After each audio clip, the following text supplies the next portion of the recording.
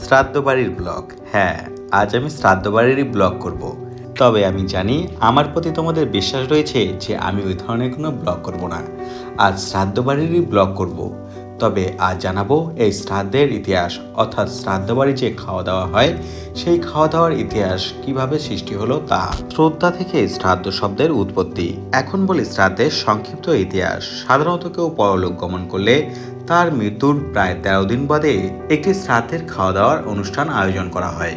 মহাভারতের অনুশাসন পর্বের 51তম অধ্যায়ে এই সম্বন্ধের একটি আখ্যানের উল্লেখ আছে।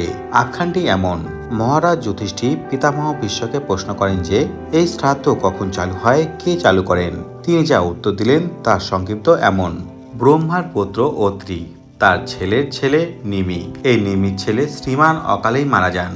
নিমি প্রচণ্ড ভেঙে পড়েন। পরে তিনি তার প্রিয় পুত্রের পছন্দের খাবারগুলি রান্না করে অমাবস্যার দিন ব্রাহ্মণ ভোজন করালেন, তথা নিজের পুত্রের গোত্র আদি উচ্চারণ করে পিণ্ডদানও করালেন। সেখান থেকে শ্রাদ্ধ বাড়ির এই আত্মীয় প্রীতিজন ভোজনের আয়োজন। এটি আমার পাড়ার এক ঠাকুমার শ্রাদ্ধের অনুষ্ঠান। ওনার বিদেয়ী আত্মার শান্তি কামনা করি। ওম শান্তি।